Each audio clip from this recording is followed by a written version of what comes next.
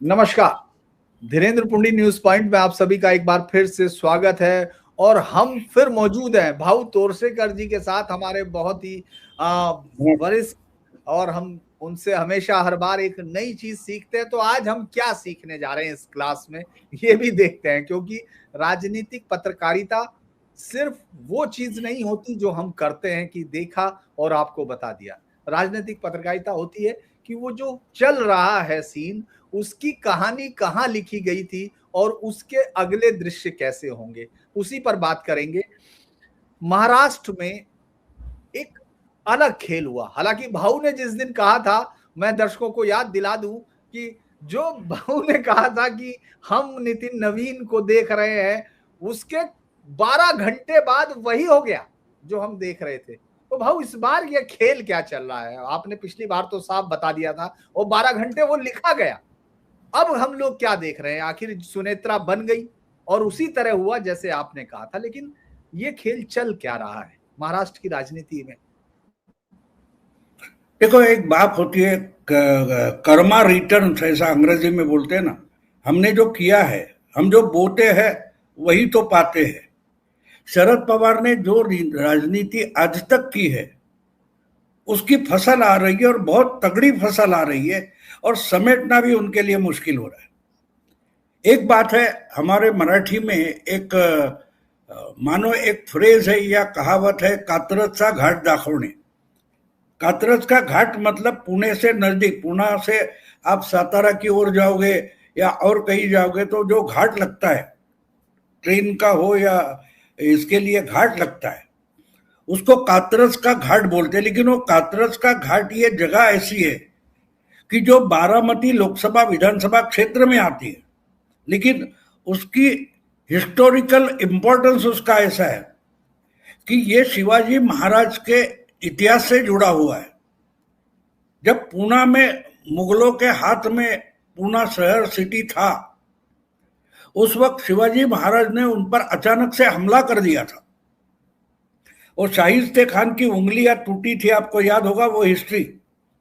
तो उसके बाद उनको मालूम था कि गिने चुने 50-100 सैनिक लेकर हमला करता हूं तो पूरी फौज मुगलों की जो पूना में छावनी में बैठी है निकल कर पीछा करेगी और हमारा मानो कीमा कर देंगे, ये जानते थे महाराज। तो उन्होंने उसका पूरा प्लान बना दिया था कि हमला करेंगे और निकलेंगे, यानी हिट एंड रन जो बोलते हैं उसको हमारे मराठी में गनीमी कावा बोलते हैं, चालाकी। तो उनको मालूम था कि कुछ 1 घंटे से ज्यादा वहां नहीं रुक सकते, लेकिन जब इतनी बड़ी फौज पीछा करेगी तो भागेंगे कहां? तो उनको उनकी गलत फहमी होना जरूरी है, उनको गुमराह करना जरूरी है। इसलिए ये तैयारी करके रखी थी, हल्ला होगा, और हल्ला होते ही कात्रज का घाट यानी जो पहाड़ी चढ़कर उतरने का रास्ता था, उस पर बैलों का एक बड़ा झुंड छोड़ दिया था, और बैलों के जो सिंग थे उसको मशाले लगाई गई थी, तो ताकि दूर से देखे, पूना सिटी से देखे तो लगेगा अरे यहां से कोई रात के अंधेरे में भाग रहा है, मशाले लेकर भाग रहे, मतलब वो शिवाजी की फौज होगी, शिवाजी की सेना होगी। तो पूरी मुगली फौज थी वो कात्रज की घाट की ओर चल पड़ी, और दूसरी तरफ जिसको कोकण की तरफ जाने वाली जो पहाड़ी छोटी छोटी थी, वहां से शिवाजी महाराज के जवान मावला उतर गए, और ये मुगली सेना थी वो कात्रज की घाट की तरफ चली गई। तो उनको गलत रास्ता दिखाया गया, गुमराह किया गया। उसको मराठी में एक कहावत है, कात्रजचा घाट दाखवणे, यानी उनको इंगित कर दिया गया, गुमराह कर दिया कि भाई वहां पीछा करो, लेकिन वहां तो कोई नहीं था। जब पहुंचे तो देखा बैल दौड़ रहे और उनके सिंग को मशाल बांधी हुई है। तो उसको कात्रज का घाट दिखाना बोलते हैं मराठी में, और बिल्कुल वही शरद पवार की लोकसभा कॉन्स्टिट्यूएंसी में वो कात्रज का घाट आता है, जिसको बारामती बोला जाता है। तो पवार ने जिंदगी में राजनीति करते हुए बहुत सारे लोगों को कात्रज का घाट दिखाया। पहली बार उनको कोई तगड़ा इंसान सामने खड़ा हो गया है और उनको ही कात्रज का घाट दिखा रहा है, जिसका नाम है देवेंद्र फडणवीस। ये सब होने की जरूरत नहीं थी, इसकी जरूरत नहीं थी। लेकिन पवार साहब अपने ही एक मनगढ़ंत जो उनकी प्रशंसा होती है उसमें इतने मशगूल हो गए, इतने फंस गए कि जहां जरूरी नहीं वहां भी वो खेल कर देते हैं, गेम कर देते हैं और खुद ही उसमें फंस जाते हैं। और मैं मानता हूं कि ये 2014 में जब देवेंद्र फडणवीस पहली बार चीफ मिनिस्टर हुए, उसके बाद ये खेल शुरू हो गया। लोगों का ऐसा मानना है कि देवेंद्र फडणवीस जाति से ब्राह्मण है इसलिए शरद पवार उनके खिलाफ है। मैं वे बिल्कुल नहीं मानता, ऐसा बिल्कुल नहीं है। शरद पवार के नजदीकी लोगों में बहुत सारे ब्राह्मण है। वो मराठा और ब्राह्मण का झगड़ा नहीं है, उनका झगड़ा इसलिए है कि ये नया शरद पवार पैदा हो गया है। जैसे हम देखते हैं शेरों का जो जमावड़ा होता है उसमें सब मादा होते हैं, और उसमें से कोई बच्चा अगर नर है और वो जवान होने लगता है तो वो उनकी माए मौसिया उसको भगा देती है। क्यों? नहीं तो जो मेन शेर है वो उसको मार डालेगा। और जब उस जो मादाओं का जो झुंड होता है उस पर नया जो मेल होता है वो कब्जा करता है तो पहले के सब बच्चे मार देता है, क्योंकि वो जनरेशन पैदा करने वाला नर नहीं चाहता। ये भी बंदरों में भी है, बंदरों में भी है। बंदरों में भी उम्र जाने समझ आने वाला जो बंदर होता है उसको वो नर मार देता है या भगा देता है। तो बिल्कुल शरद पवार की राजनीति उसी ढंग की रही। अपने कद का, अपनी क्षमता का, अपनी ताकत का कोई अपने पार्टी में या अपनी राजनीति में खड़ा नहीं रहना चाहिए। उन्होंने कभी अपने पार्टी में किसको खड़ा नहीं होने दिया। और सामने वालों में भी जो नर दिखाई देते थे, जवान मर्द दिखाई देते थे, लड़ाकू दिखाई देते थे, उनको खत्म करने की राजनीति की। अपने को बड़ा करने की राजनीति पवार ने कभी नहीं की, और इसलिए उनको हमेशा चालाकी की राजनीति करनी पड़ी। शरद पवार ने आपके कंधे पर हाथ रखा तो आपको दुश्मन की जरूरत है, ना कि फांसी की जरूरत है। अपने आप आपका गला घोटा जाएगा, आपको पता तक नहीं चलेगा, क्योंकि शरद पवार ने आपके कंधे पर हाथ रखा है। ये जो शरद पवार की नीति रही ये इन्होंने बोया है और आज वही लौट कर आ रहा है। 2014 में जब कुछ बातें ऐसी हो गई कि शरद पवार को पता चला कि अपने मुट्ठी में देवेंद्र फडणवीस नहीं रहने वाला है, तो उसको खत्म करने की राजनीति शरद पवार ने शुरू कर दी थी। तो मानो ये कम से कम 12 साल का संघर्ष है, 12 साल का संघर्ष है। लेकिन ये करते करते एक तरीके से जो नेक्स्ट जनरेशन यानी बेटे की उम्र के, सुप्रिया से भी देवेंद्र फडणवीस उम्र में 1-2 साल छोटे ही है, उससे शरद पवार ने पंगा ले लिया। नए जमाने का जो शरद पवार है उससे पंगा ले लिया और शरद पवार आज बुरी तरह से फंस गए। मैं तो मानता हूं एक तरीके से जो सीधा साधा एक राजनीतिज्ञ था, राजनेता था देवेंद्र फडणवीस, उसको शरद पवार ने एक तरीके से फिदाइन बना दिया है। फिदाइन आप जानते हो? फिदाइन का मतलब ये होता है कि मेरा नुकसान हो ना हो, कितना हो, क्या हो, परवाह नहीं, लेकिन तुझे तो खत्म कर दूंगा। उसको फिदाइन बोलते हैं। जो ह्यूमन बॉम्ब वगैरह बनते हैं ना जी, तो एक तरीके से महाराष्ट्र की राजनीति में शरद पवार ने देवेंद्र को फिदाइन बना दिया। वो इनको खत्म करने तक नहीं रोकेगा और एक तरीके से इनको ह्यूमिलिएट करेगा, अपमानित करेगा। और दिखाई तो आपको कुछ नहीं देगा, आप इसका सबूत नहीं दे सकते कि ये फडणवीस ने किया है, ये शरद पवार को ह्यूमिलिएशन हुआ है, अपमानित हुआ है, तो देवेंद्र फडणवीस ने किया, ये आप उंगली तक नहीं उठा सकते। इस ढंग की राजनीतिक चालाकी फडणवीस कर रहे हैं। ये जो मामला हुआ इसमें देवेंद्र फडणवीस का दांव कैसे लगाया? मतलब आप इसको कह रहे हैं कि उन्होंने इस पूरे खेल में आपने कहां उनके फुटप्रिंट पड़े हैं देवेंद्र फडणवीस के? क्योंकि सुनेत्रा पवार बनी हैं और उससे पहले हम देख रहे थे कि पूरी कोशिश ये हो गई थी। शरद पवार तो बाद में इतने नाराज हो गए कि वो सभा तक में, वहां तक में नहीं पहुंचे शपथ ग्रहण में, जबकि उस समय तो लग रहा था कि जैसे परिवार एक होने जा रहा, फिर उनके क्लेम भी आने लगे। ये सब खेल में कहां आपको दिखाई दिया कि देवेंद्र फडणवीस इसमें मात दे रहे हैं शरद पवार को? देखो, एक बात थी, हुआ वो एक्सीडेंट हुआ है, बिल्कुल साफ बात है कि एक्सीडेंट हुआ है। लेकिन जब आप एक्सीडेंट में कुछ अवसर ढूंढना चाहते हो तो आपका सामने वाला है वो भी अवसर ढूंढेगा। पवार ये भूल गए कि अच्छा भतीजा तो एक्सीडेंट में मर गया, अब उसके साथ कोई बड़े लीडर नहीं है तो मैं पूरा उसका भी पार्टी कब्जा कर लूंगा।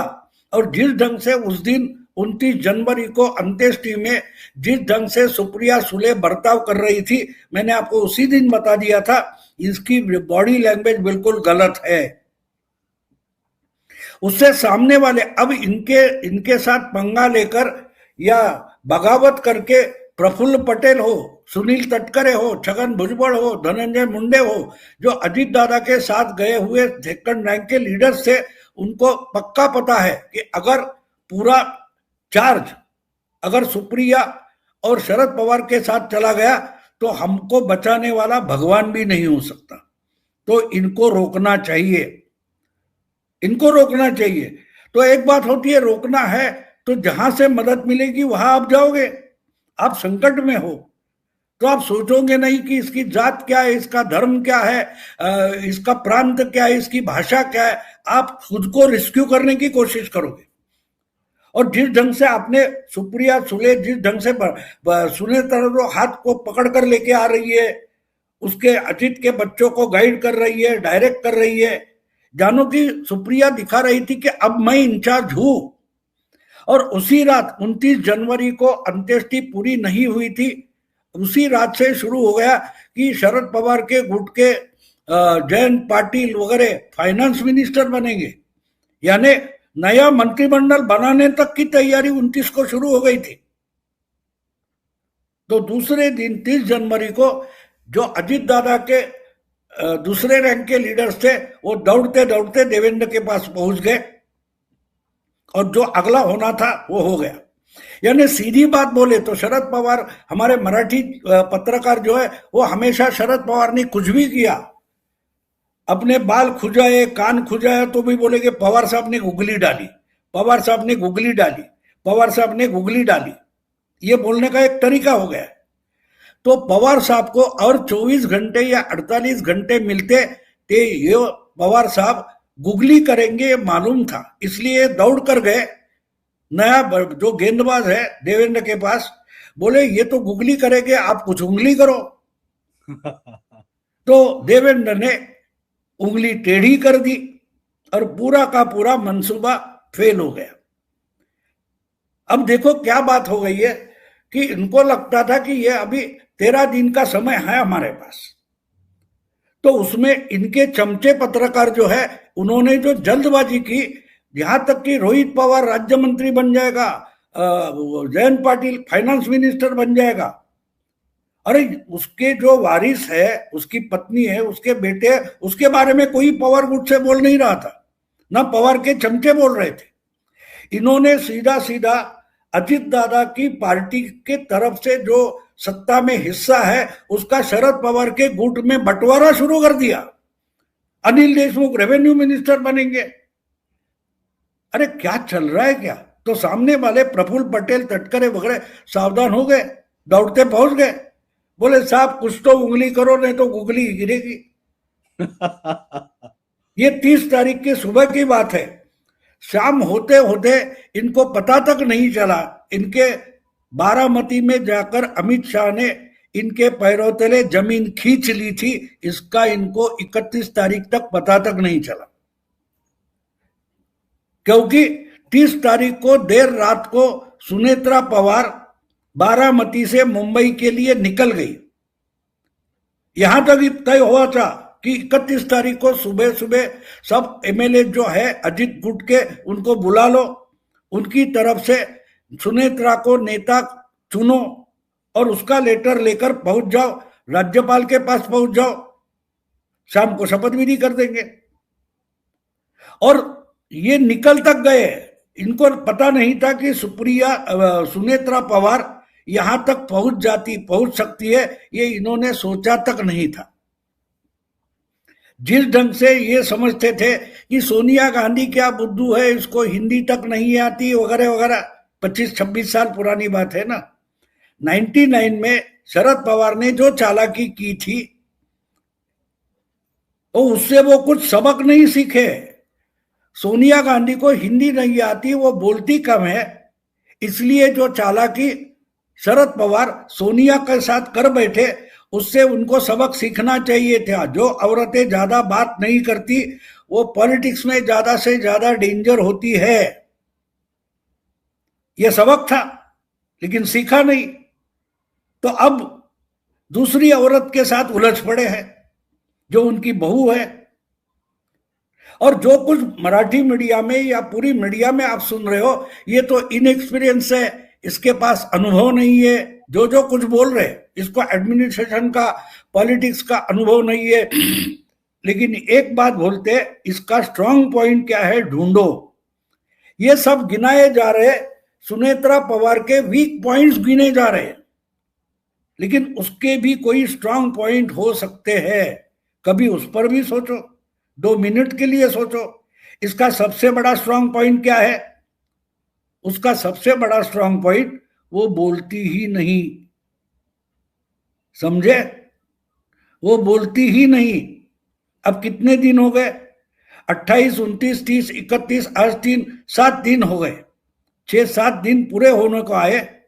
आपने कहीं सुनेत्रा पवार की कोई रिएक्शन देखी है, कोई बयान देखा है?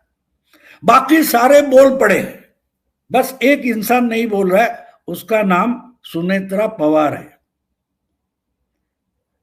एक बार एक प्रोग्राम में योगा योग से उनके साथ मेरी बात हो गई। एक पुणे में एक प्रोग्राम था, मुझे एक पुरस्कार मिलने वाला था, और उसी मंच पर सुनेत्रा पवार बैठी थी जब वो राज्यसभा की मेंबर बनी थी। तो अचानक उन्होंने बोला थैंक यू। मैं परेशान हो गया, हैरान हो गया, थैंक यू किस बात का? बोले नहीं, मैं आपके वीडियो मराठी में सुनती हूं, मुझे उससे बहुत बड़ा गाइडेंस मिलता है कि मेरा मायका हो या ससुराल हो, दोनों जगह राजनीति चलती है, लेकिन मैं इससे परे थी। तो बहुत सालों से जो घटनाएं राजनीति में घटी है, उसका पूरा ज्ञान मुझे नहीं है। आप जिस ढंग से समझाते हैं, उससे मुझे फायदा मिलता है, इसलिए मैं आपको थैंक यू बोल रही हूँ। तो बस 10-15 मिनट की वो जो बाजू बाजू में सोफा पर बैठे बात हुई है, उतना ही मैं सुनेत्रा पवार से मिला हूं। तो मुझे उनकी बॉडी लैंग्वेज देखकर समझ में आता है कि ये बहुत बड़ा चैलेंज शरद पवार के सामने खड़ा करेगी, क्योंकि सुप्रिया सुळे हो, शरद पवार हो, बाकी सारे हो, हमेशा हमने तो यशवंतराव चौहान से राजनीति सीखी है वगैरह वगैरह बोलते हैं, लेकिन यशवंतराव चौहान की सबसे बड़ी राजनीति के बारे में जो मंत्र है, इसका इनको पता तक नहीं है, जो सुनेत्रा पवार ने आत्मसात किया है। यशवंतराव चौहान ने एक बार कांग्रेस के कार्यकर्ताओं के शिविर में भाषण करते हुए कहा था कि राजनीति में आने वाले कार्यकर्ता हो या नेता हो, उनको सबसे पहली एक बात समझ में लेना जरूरी है कि आप क्या बोलोगे वो आपको पता नहीं होगा तो चलेगा, लेकिन क्या नहीं बोलना चाहिए इसका बिल्कुल पता होना चाहिए, वरना फंस जाओगे। तो ये बोलती ही नहीं, ये उसका स्ट्रांग पॉइंट बन जाता है, इसलिए कहीं भी फंसेगी नहीं। और पवार देखो, पवार तो जब एक्सीडेंट हो गया उसी दिन उनका पर्सनल वीडियो आ गया, अरे इसकी राजनीति मत करो, ये तो एक सिर्फ एक्सीडेंट है, इसमें कोई घात पात नहीं है वगैरह वगैरह। इसको बोलने की क्या जरूरत थी? शरद पवार ने पहले ही दिन इस मामले में क्लीन चिट दे दिया। तो अपनी उदात्तता दिखाने का जो नाटक करने गए थे, उसमें खुद शरद पवार फंस गए। अगर नहीं बनाते तो कुछ बिगड़ता नहीं था कि भाई नहीं, मैं दुख में हूं, मैं आज किसी प्रेस से इंटरेक्ट नहीं करूंगा, बात खत्म हो सकती थी। बाकी जो करना है स्पेकुलेशन करे, लेकिन चालाकी दिखाने की जो आदत बन जाती है, उसमें आप गलतियां कर देते हो, और पवार साहब ने ये गलती की, और जिसको आप इनएक्सपीरियंस कर रहे हो, उस महिला ने अभी तक 6 दिन 7 दिन होने को आए, एक भी गलती नहीं की, ना कि कुछ बयान दिया है। सबसे बड़ा स्ट्रांग पॉइंट सुनेत्रा पवार का वही है, और बिना कहे उन्होंने बहुत कुछ कर डाला है। वो पवार को बताए बगैर पार्टी के एमएलए की मीटिंग लेकर खुद को नेता चुनकर उप मुख्यमंत्री तक बन गई। दूसरे दिन उठकर यशवंतराव चौहान की कराड़ में जो स्मृति स्थली है उधर जा पहुंची। उसके बाद जो अंगरक्षक था अजीत दादा का, उसके घर में जाकर उसके पत्नी की सांत्वना की। तो कर तो बहुत कुछ रही है, बोलती नहीं है। तो स्ट्रांग पॉइंट क्या है समझो। अब बात रही शरद पवार की। शरद पवार जितना इसमें से निकलने की कोशिश करेंगे उसमें फंसते जाएंगे। अब देखो, इनके पार्टी का जो पुणे का अध्यक्ष था वो अजीत दादा के साथ कॉरपोरेशन चुनाव में सीट का बंटवारा करने में गुस्सा होकर इनके पार्टी से रिजाइन होकर कांग्रेस में चला गया। तो विलीनीकरण की, मर्जर की बात छोड़ दो, बंटवारे के लिए इनके लोग तैयार नहीं थे। और आज बोलते नहीं, अजीत दादा के साथ इतनी बात हो गई थी, उतनी बात हो गई थी, तारीख तय हो गई थी, सब तुम बोल रहे हो ना। वैसे तो उद्धव ठाकरे भी बोलता है कि बंद दरवाजे के पीछे अमित शाह ने मुझे वचन दिया था। साक्षीदार को कोई नहीं है, आई विटनेस तो कोई नहीं है। तो अजीत दादा ने इनके साथ क्या बोला था, क्या कबूल किया था, उसका कोई रिकॉर्डिंग नहीं है। एक फोटो है, और उस फोटो में इनके पार्टी के सब नेता है, बस अजीत दादा अकेला उधर का है, और उसका कोई ऑडियो नहीं है। तो आप अजीत दादा के नाम पर कुछ भी अफवाहें फैला सकते हो, लेकिन शरद पवार फंस गए। और मैं मानता हूं कि ये लड़ाई दो एनसीपी के मर्जर की नहीं है। ये लड़ाई जो 2014 में शरद पवार ने बिना कारण छेड़ी है, उसके फल उनके सामने आ रहे हैं। देवेंद्र पर्दे के पीछे रहकर बहुत सारी बातें करेंगे, सामने नहीं आएंगे, और आप उन पर उंगली तक नहीं उठा सकते। इसके लिए मैं बोल रहा हूं कि पवार ने खुद ही उनको फिदायीन बना दिया। दरअसल मैं अपना दुश्मन पवार ने अपना दुश्मन खुद ही पैदा किया है। जी, मैं यही सवाल आपसे करना चाह रहा था कि 2014 में पवार ने जो वो खेल जो है वो दर्शकों को थोड़ा सा आप बताएंगे, क्योंकि वहां से शुरू हुआ। और ये माना जाता है, मैं जब वहां था उस दौरान भी सब लोग यही कह रहे थे कि देवेंद्र फडणवीस शरद पवार के बाद उस स्टेचर का कोई नेता महाराष्ट्र की पॉलिटिक्स में आया है। मुझे उस समय ये कहा जा रहा था, लेकिन आज आपकी बातों से लग रहा है कि वो जो मैं सुन रहा था वो लगभग उसी तरह का है। तो ऐसा 2014 में क्या हुआ था? आपको एक बात याद होगी, 2014 के चुनाव के मतगणना चल रही थी, नतीजे आ रहे थे, पूरे नहीं हुए थे। इतने में अचानक 3:30-4 बजे आधे भी नतीजे नहीं आए थे। ऐसे वक्त में प्रफुल्ल पटेल, जो शरद पवार का मुंह हुआ करते थे, उन्होंने घोषणा कर दी कि भाई त्रिशंकु विधानसभा हो जाएगी और मिड टर्म पोल महाराष्ट्र को परवड़ने वाला नहीं है, तो हम ये करते हैं कि हम अल्पमत वाली बीजेपी के सरकार को सपोर्ट डिक्लेयर करते हैं, बिना शर्त सपोर्ट। तो इन्होंने ये चालाकी इसलिए की थी कि अलग लड़े हुए शिवसेना और बीजेपी चुनाव के बाद साथ आएंगे, तो उद्धव ठाकरे की बार्गेनिंग पावर खत्म होने के लिए ही इन्होंने ये चालाकी की थी कि हम बाहर से सपोर्ट करते, ताकि आप उद्धव के पास मत जाओ। और हुआ भी है। और बाद में 2-3 साल बाद, 5 साल बाद शरद पवार ने ये कबूला भी कि हमको उद्धव की बार्गेनिंग पावर खत्म करनी थी, इसलिए हमने झूठा मोटा सपोर्ट दिया था। और 2 महीने के बाद खुद उद्धव और देवेंद्र में बात हो गई, शिवसेना उनके साथ आ गई, सरकार बन गई। लेकिन एक बात और समझ लो, जब शरद पवार ने नतीजे साफ होने के पहले सपोर्ट दिया था, उस वक्त देवेंद्र फडणवीस सिर्फ बीजेपी का प्रदेश अध्यक्ष था, कैंडिडेट नहीं था। उस वक्त ये माना जाता था कि नितिन गडकरी ही महाराष्ट्र के मुख्यमंत्री बनेंगे। 1-2 इंटरव्यू में शरद पवार ने भी एक साफ साफ बोल दिया था, बीजेपी में कौन विकास का नेता हो सकता है, तो शरद पवार ने बोला था मैं तो बात बता दूंगा, नाम बता दूंगा, लेकिन उनकी पार्टी नहीं करेंगी, वो नाम है नितिन गडकरी। अब नितिन गडकरी हो गए, इसलिए शरद पवार जिस ढंग से सपोर्ट दे रहे थे, अपने कुछ लोग शरद पवार ने ही बीजेपी ने भेज दिए थे। बहुत सारे उस वक्त बीजेपी से आए हुए इनके एमएलए बने थे, नाम बीजेपी का थे लेकिन शरद पवार के थे। अब बात यह हो गई कि जब नतीजे पूरे हो गए तो मोदी और शाह ने पूरा गणित बदल दिया। गडकरी नहीं, देवेंद्र फडणवीस लाया। इसका कारण मोदी जी जानते थे कि अगर गडकरी मुख्यमंत्री बन जाते हैं तो मानो शरद पवार की गवर्नमेंट बन जाएगी, क्योंकि गडकरी और शरद पवार की नजदीकियां मोदी जी अच्छी तरह से जानते थे। इसलिए नतीजे के दूसरे दिन जब गडकरी नागपुर एयरपोर्ट पर लौटे तब बहुत नगाड़े वगैरह बज रहे थे, मानो अगला मुख्यमंत्री आ गया। लेकिन उसी रात को गडकरी ने प्रेस कॉन्फ्रेंस लेकर डिक्लेयर किया कि मैं उस रेस में नहीं हूं, और बाद में देवेंद्र का नाम आगे आ गया। तो बिना शर्त सपोर्ट देखने के लिए जो शरद पवार निकले थे, उस वक्त देवेंद्र का नाम कहीं भी नहीं था। उन्होंने ये गृहीत समझा था कि अब गडकरी ही बनेगा, और गडकरी बनेगा तो अपनी ही सरकार है।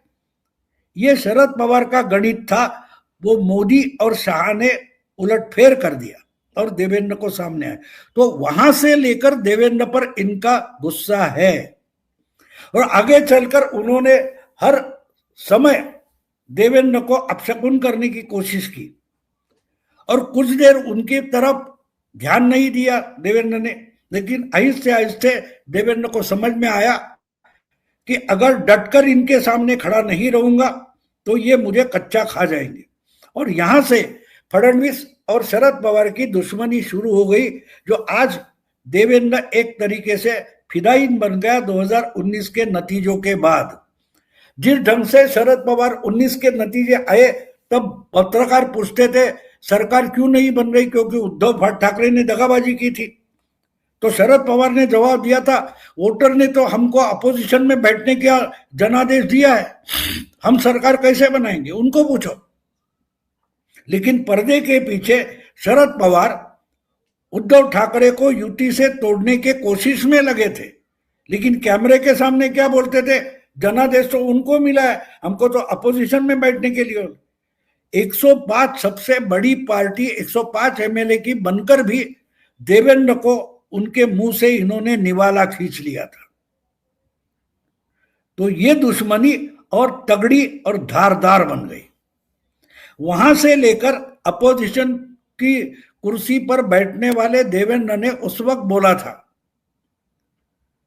कि मेरा पानी कम होते देख मेरे किनारे पर घर नहीं बसाना, मैं समुद्र हूं लौट कर आऊंगा। और लौट कर आए तो ये पूरे के पूरे बह गए, पूरे के पूरे बह गए। तो ये जो मामला शुरू हो गया है, जितना पवार यहां से अपना पल्लू बचाने की कोशिश करेंगे उतने फंसते जाएंगे, ये लिख के रखो, लिख के रखो। अब ये देखो, यहां हमने देखा कि भाई होते होते होते 30 घंटे में कहां से कहां गया। जहां Supriya Sule I am incharge ये बॉडी लैंग्वेज से बता रही थी, वो सुप्रिया सुले आज है कहां, कहां है? सुप्रिया सुले उप मुख्यमंत्री बनेगी, जयंत पाटिल फाइनेंस मिनिस्टर बनेंगे, यहां तक चर्चा चल रही थी। और देखते देखते Sunetra Pawar deputy chief minister बन गई, महाराष्ट्र की पहली महिला उप मुख्यमंत्री बन गई, और सुप्रिया देखते रह गई, पिताजी देखते रह गए। देखो, एक बात होती है, आपसे गलती हो सकती है, हम सब इंसान हैं, लेकिन गलती से सबक लेना चाहिए। इसलिए मैंने बोला कि सोनिया गांधी के साथ राजनीति करते हुए जो गलती कर बैठे थे शरद पवार, उससे अगर सबक लेते तो आज दूसरी गलती नहीं करते। अरे ये तो बेवा है, इसकी पहचान क्या है, मेरी बहू इतनी ही इसकी पहचान है, उसके पति को तो राजनीति में मैंने ही खड़ा किया है, ये क्या कर सकती है। अरे वो मुंबई के लिए उसी घर से निकल गई जिस घर में दीवार के दूसरी साइड में शरद पवार रहते हैं, बैठे हैं, उनको पता तक नहीं चला कि ये उप मुख्यमंत्री बनने के लिए मुंबई निकल गई। तो पवार कितने नींद में थे, शायद अपनी ही मस्ती में थे। अगर इस महिला ने इनको इतनी तरीके से फंसा दिया है तो और आगे जितना छुटकारा चाहेंगे उतने फंसते जाएंगे, ये लिख के रखो। एक आखिरी सवाल के तौर पे भाऊ, आपने जो बताया कि कैसे उन्होंने तो दिया, शरद पवार ने कह दिया इसमें कोई हादसा नहीं, लेकिन अनिल देशमुख हो या तमाम लोग हों, अब वो खिसिया गए हैं शायद, क्योंकि हाथ तो कुछ आया नहीं है, तो वो कह रहे हैं ये एक साजिश है, इसकी जांच होनी चाहिए, साजिश की भी जांच हो सकती है, ये सब वो कह रहे हैं संजय राउत के साथ गले से गला मिला के। तो ये शायद वही फ्रस्ट्रेशन दिख रहा है, और शरद पवार अब बोल नहीं सकते क्योंकि वो तो पहले ही अपनी तरफ से जबान दे चुके कि नहीं साहब ये हादसा है।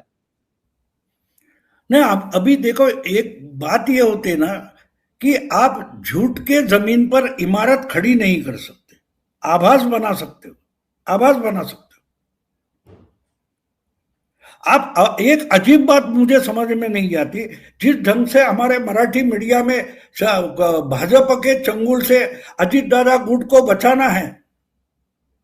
अरे अजीत दादा गुट बना वही शरद पवार की चंगुल से छुटकर बना है, और लोकसभा में बुरी तरह से अजीत गुट की हार हो गई थी। उन्होंने कुछ 9, 10, 12 सीटें लड़ाई थी, वो खुद बारामती की सीट तक नहीं बचा पाए अजीत दादा। फिर भी बीजेपी ने इनका हाथ नहीं छोड़ा। वो 40 एमएलए लेकर आए थे विधानसभा में, उनको साथ रखा, उनके 41 एमएलए चुनकर लाने में बीजेपी का योगदान है, और बीजेपी से अजीत दादा गुट को धोखा है। अजीब बात हो गई। यानी जो कुछ चर्चा चल रही है वो सुनकर मुझे लगता है कि पुतना मौसी श्री कृष्ण को यशोदा से बचाने की बात कर रही है। क्या अजीब तर्क है। देखो, लोकसभा चुनाव के बाद अजीत पवार गुट खत्म हो गया, गद्दारों को जनता ने सबक सिखाया वगैरह वगैरह बात कर रहे थे, वो आज बोल रहे हैं उस गद्दार को हमको बचाना है, हमको बचाना है। और कौन बोल रहा है? पुतना मौसी बोल रही है कि यशोदा से कृष्ण को बचाना है। अब क्या करोगे? बोल, कहां का तर्क है, कहां का रामायण या महाभारत ये पढ़कर आए, मुझे पता नहीं लगता, मुझे पता नहीं लगता। बगावत किससे? बीजेपी से बगावत करके अजीत गुट बाहर हो गया था क्या? शरद पवार से बगावत की थी। शरद पवार ने कसम खाई थी कि इसको सबक सिखाऊंगा, इसको राजनीति में खत्म करूंगा, और उसी गठ को शरद पवार बचाएंगे। और उनको जो बचाने वाले आज भी उनको पूरा गाइडेंस देकर गुट का नेता बनाकर जो मूवमेंट की है, उसके बाद शरद पवार को कहीं भी निकलने के रास्ते बंद हो चुके हैं। शरद पवार उस कातरस की घाट में कहां फंसे उनको पता नहीं चल रहा है कि कातरस के घाट में फंसे या और किसी घाट में फंसे, रास्ता कहीं दिखाई नहीं दे रहा है। और इनके जो चमचे हैं पत्रकार, वो तो इतने रुसवा हो गए, उनको पता नहीं चल रहा है कि साहब कैसे फंस गए। लेकिन साहब फंस गए बोलने की हिम्मत किसी में नहीं है ना। वो राजा की कहानी सुनते ना कि राजा का कोई बड़ा तोता, प्यारा तोता था, वो मर गया है, लेकिन वो मरा ये बताएगा कौन?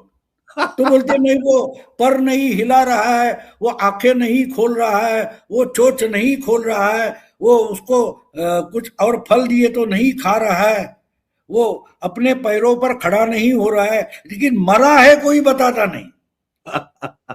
तो पवार की राजनीति पूरी की पूरी फंस गई है, पूरी दलदल में धंस गई है, ये कोई बोल नहीं रहा है।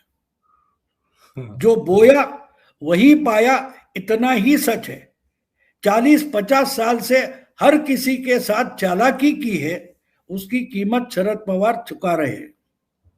भर भर के फसल आ रही है और समेट नहीं पा रहे, एक के बाद एक संकट आ रहा है। यानी कितना भी मैं आलोचक हूं, लेकिन इस उम्र में पवार को देखकर मुझे भी दया आती है। देखते आगे क्या होता है, बोलेंगे इस पर आगे। जी जी, तो धन्यवाद लेकिन एक भाऊ बात आप। है, एक बात साफ साफ बोल दूं कि इन्होंने अपने करतूतों से एक सीधे साधे राजनेता देवेंद्र फडणवीस को फिदायीन बना दिया कि या तू रहेगा या मैं रहूंगा, तुझे रहना है तो मुझे खत्म कर ले। तो अब उसकी उम्र है देवेंद्र की, उसको तो राजनीति में डटकर खड़ा रहना है, तो पवार की राजनीति खत्म करना यही देवेंद्र के लिए एकमात्र मार्ग खुद पवार ने उतना ही चॉइस रखा है, तो वो हो रहा है। जी, तो धन्यवाद भाऊ, आपने बहुत ही बढ़िया, इसमें कई सारी लाइनें हमने सुनी, कातरस का घाट समझा और सबसे बड़ी फिदाइन समझा किस तरह से देवेंद्र फडणवीस बने। लेकिन सबसे बड़ी चीज ये भी समा कि कैसे पूतना मौसी भगवान श्री कृष्ण को बचाना चाहती हैं, और वो भी यशोदा माँ से। यशोदा से। तो आप सोचिए, एक नई बड़ी बात है। भाऊ आप बहुत जुड़े, बहुत बहुत धन्यवाद।